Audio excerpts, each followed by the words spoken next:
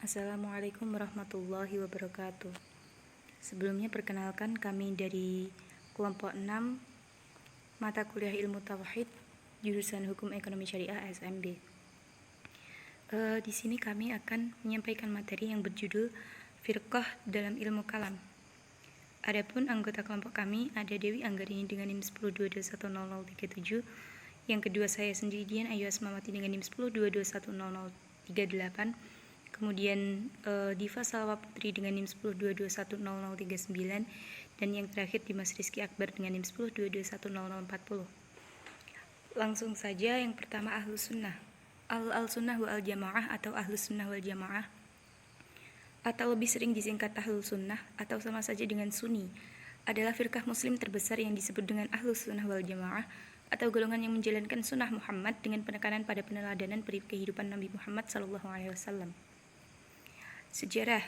Istilah al-sunnah wal jamaah sendiri sebenarnya baru dikenal setelah adanya sabda Nabi SAW, yakni seperti pada hadis yang diriwayatkan oleh Ibnu Majah dan Abu Dawud. Pada periode Ashab al-Asy'ari, al-sunnah wal jamaah mulai dikenal sebagai suatu aliran dalam Islam. Hal ini dipelopori oleh Al-Baqilani, Al-Baghdadi, Al-Juwaini, Al-Ghazali, Al-Syahrastani, dan Al-Razi. Meskipun demikian, mereka tidak secara tegas membawa bendera al-sunnah wal jamaah sebagai madhab.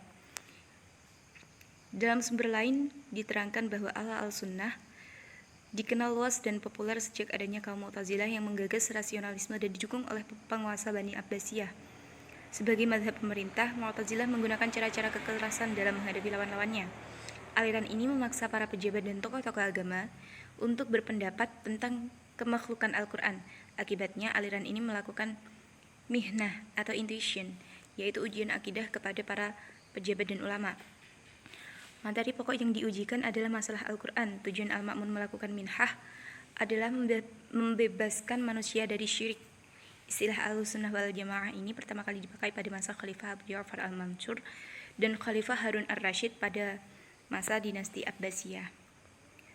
Kemudian karakteristik Ahlus-Sunnah wal Jamaah.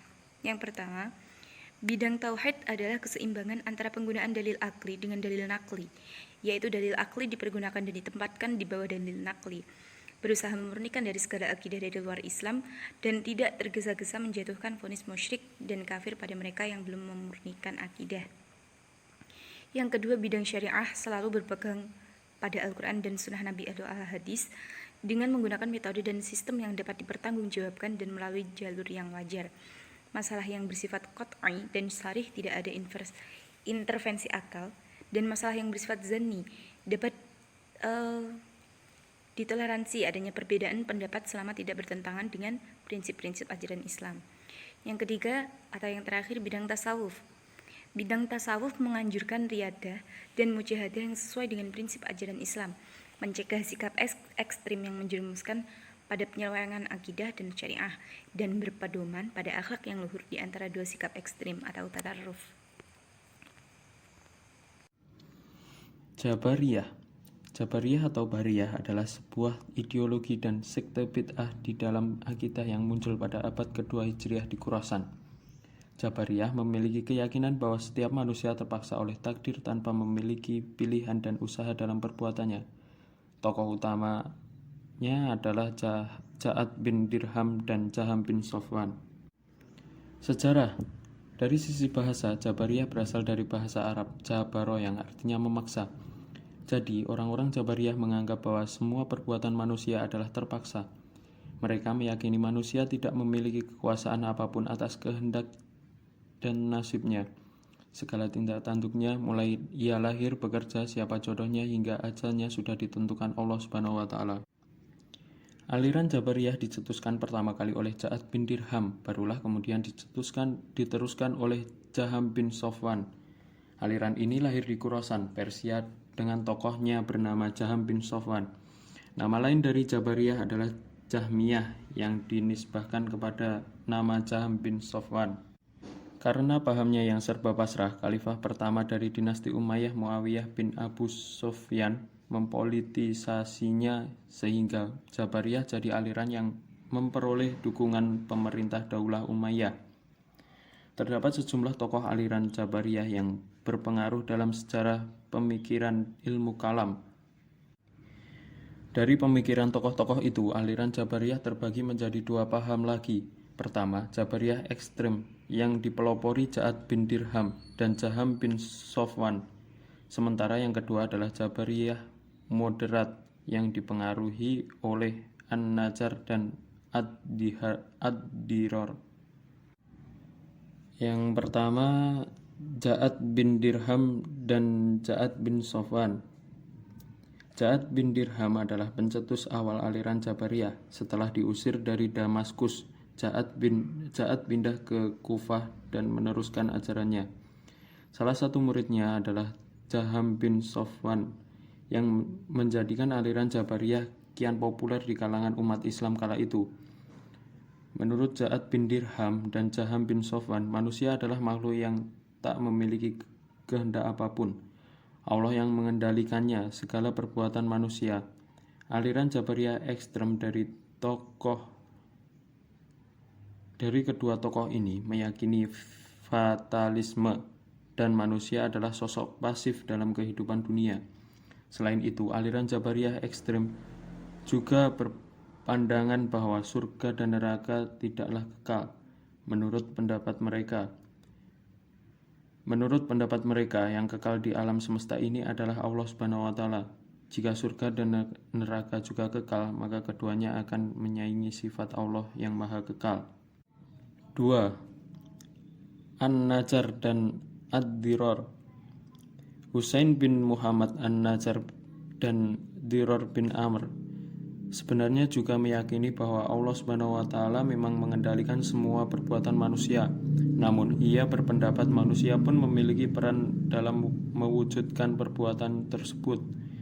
Menurut pendapat mereka, jika manusia tidak memiliki kehendak bebas sama sekali, maka akan sangat tidak adil jika manusia diganjar dosa atas perbuatan buruknya atau memperoleh pahala atas amal baiknya. Pemikiran An-Najjar dan Ad-Diror melandasi perkembangan kelompok Jabariyah moderat yang tidak serta-merta menganggap manusia mutlak tunduk pada takdir, melainkan juga berpartisipasi dalam memutuskan segala perbuatannya. Karakteristik bahwa manusia tidak mempunyai kebebasan dan ikhtiar apapun. Setiap perbuatannya, baik yang jahat, buruk, atau baik, semata Allah yang menentukannya. Bahwa Allah tidak mengetahui sesuatu apapun sebelum terjadi. Ilmu Allah bersifat hudus atau baru. Iman cukup dalam hati saja tanpa harus dilafadzkan. Selanjutnya, bahwa Allah tidak memiliki sifat yang sama dengan makhluk ciptaannya. Bahwa surga dan neraka tidak kekal dan akan hancur dan musnah bersama penghuninya, karena yang kekal dan abadi hanyalah Allah semata. Bahwa Allah tidak dapat terlihat di surga oleh penduduk surga. Bahwa Al-Quran adalah makhluk dan bukan kalamullah. Qadariyah atau Qadiriyah adalah sebuah ideologi dan sekte bid'ah di dalam kaidah Islam yang muncul pada pertengahan abad pertama Hijriah di Basrah, Irak. Kelompok ini memiliki keyakinan mengingkari takdir, yaitu bahwasanya perbuatan makhluk berada di luar kehendak Allah dan juga bukan ciptaan Allah. Para hamba berkehendak bebas menentukan perbuatannya sendiri dan makhluk sendirilah yang menciptakan amal dan perbuatannya sendiri tanpa adanya andil dari Allah. Sejarah latar belakang timbulnya Qadariyah ini sebagai isyarat menentang kebijaksanaan politik Bani Umayyah yang dianggap kejam apabila aliran Al-Jabariyah berpendapat bahwa Khalifah Bani Umayyah membunuh orang. Hal itu karena sudah ditakdirkan Allah, dan hal ini berarti merupakan topeng kekejaman Bani Umayyah. maka aliran Qadariyah mau membatasi qadar tersebut. Mereka mengatakan bahwa kalau Allah itu adil, maka Allah akan menghukum orang yang bersalah dan memberi pahala kepada orang yang berbuat kebaikan. Ajaran-ajaran pada paham Qadariyah segera mendapat pengikut yang cukup, sehingga khalifah segera mengambil tindakan dengan alasan demi ketertiban umum. Ma'bad al-Juhni dan beberapa pengikutnya ditangkap dan dia sendiri dihukum bunuh di Damaskus 80 atau 690 Masehi. Setelah peristiwa ini, maka pengaruh paham Qadariyah semakin surut.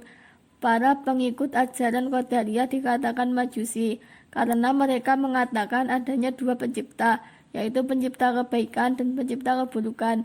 Hal ini sama persis dengan ajaran agama Majusi atau Zoroaster yang mengatakan adanya dewa terang, kebaikan dan siang, disebut Ahura Mazda, dan dewa keburukan, gelap dan malam, disebut Ahriman atau Angra. Ada pendapat lain mengatakan bahwa sebenarnya yang mengembangkan ajaran-ajaran Qadariyah itu bukan Ma'bad al-Juhni, melainkan ada seorang penduduk Irak yang mulanya beragama Kristen kemudian masuk Islam, namun akhirnya kembali ke Kristen lagi. Dari orang inilah Ma'bad al-Juhni dan Ghailan ad-Damaski mengambil pemikirannya. Sebagian orang-orang Qadariyah mengatakan bahwa semua perbuatan manusia yang baik itu berasal Allah, sedangkan perbuatan manusia yang jelek itu manusia sendiri yang menciptakannya, tidak ada sangkut pautnya dengan Allah. Mereka sulit diketahui aliran-aliran karena mereka dalam segi tertentu mempunyai kesamaan ajaran dengan ajaran Mu'tazilah dan dalam segi yang lain mempunyai kesamaan dengan ajaran Murji'ah, sehingga disebut Murji'atul Qadariyah. Bid'ahnya Qadariyah terdiri dari dua perkara besar, yaitu pertama, pengingkaran terhadap ilmu Allah yang telah mendahului suatu kejadian. Kedua, pernyataan bahwa hamba sendiri yang mempunyai kuasa penuh untuk mewujudkan perbuatannya.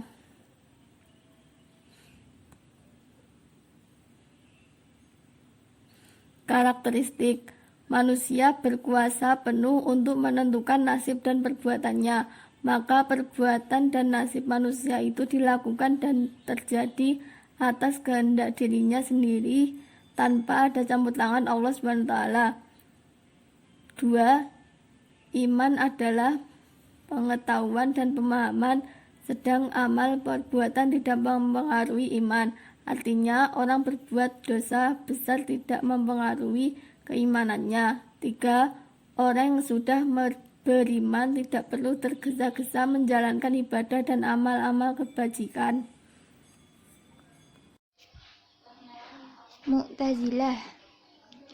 Aliran Mu'tazilah I'tazala anna, yang artinya memisahkan diri, muncul di Basra, Irak pada abad 2 Hijriah. Kelahirannya bermula dari tindakan Wasil bin Atha tahun 700 sampai 750 Masehi. Berpisah dari gurunya Imam Hasan al-Basri karena perbedaan pendapat. Hasan al-Basri berpendapat mukmin yang melakukan dosa besar masih berstatus mukmin.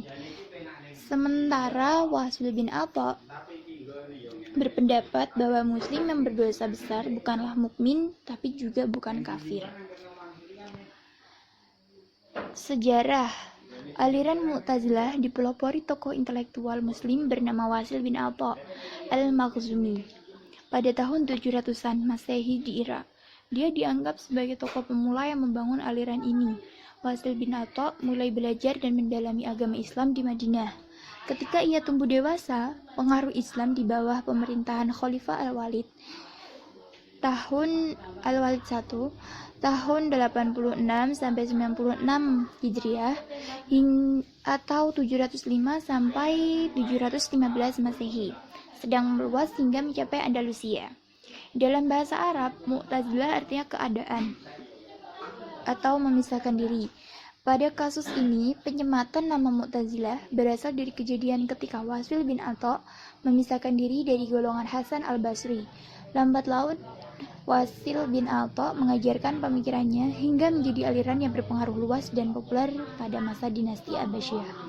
Saking populer dan kuatnya pengaruh Mu'tazilah, ia menjadi mazhab dan aliran resmi negara pada masa pemerintahan 4 Khalifah Abbasiyah, yakni Al-Ma'mun tahun 198 sampai 218 Hijriah, Al-Mu'tasim tahun 218 sampai 227 Hijriah, Al-Wasik tahun 227 sampai 232 Hijriah, dan berakhir pada masa Al-Mutawakkil tahun 234 Hijriah.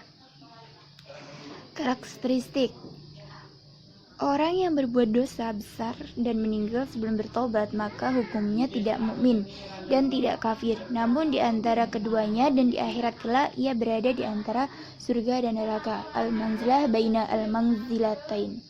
Akal merupakan hukum tertinggi, baik dan buruk ditentukan oleh akal. Bila terjadi perbedaan antara akal dan Al-Quran serta hadis, maka yang diambil adalah ketentuan akal. Al-Quran adalah makhluk dan bukan firman Allah. Allah tidak dapat dilihat di surga oleh penghuninya di akhirat kelak. Isra dan Mi'raj Nabi Muhammad SAW bukan dengan jasad dan ruh, namun hanya melalui mimpi. Sebab mustahil menurut akal dalam waktu yang relatif singkat manusia dapat menempuh jarak yang luar biasa jauhnya dan penuh rintangan dan resiko. Perbuatan manusia ditentukan oleh manusia itu sendiri. Itu sendirinya baik atau buruknya dan bukan ditentukan oleh Allah. Bawah arsy itu tidak ada. Surga dan neraka itu tidak ada, sebab yang kekal hanyalah alam semata. Syirat, yaitu jembatan yang melintang di atas neraka jahanam, itu tidak ada. Mizan, yaitu timbangan amal manusia di akhirat, itu tidak benar adanya, sebab amal manusia itu bukan singkong, maka tidak dapat ditimbang dan tidak perlu timbangan. Haud atau sungai atau telaga yang diceritakan di dalam surga itu tidak ada. Bahwa siksa dan nikmat kubur tidak ada, sebab manusia setelah dikubur sudah menyatu kembali dengan tanah. Manusia setelah meninggal dunia itu sudah tidak mendapat manfaat apapun dari yang hidup. Maka tidak perlu didoakan, dimintakan ampunan atas dosa-dosanya, atau diberi hadiah pahala. Hadiah pahala tidak sampai kepada orang yang mati, karena mereka sudah menjadi tanah. Bahwa Allah wajib membuat yang baik dan yang lebih baik untuk manusia. Allah tidak mempunyai sifat-sifat dan nama-nama, maka haram membaca atau mengkaji sifat-sifat Allah. Sebab Allah mendengar dengan zatnya, melihat dengan zatnya, dan segala sesuatu yang dilakukan oleh dengan zatnya. Tidak mempercayai adanya mukjizat bagi Nabi Muhammad SAW selain Al-Quran. Halal hukumnya mencaci maki sahabat yang salah.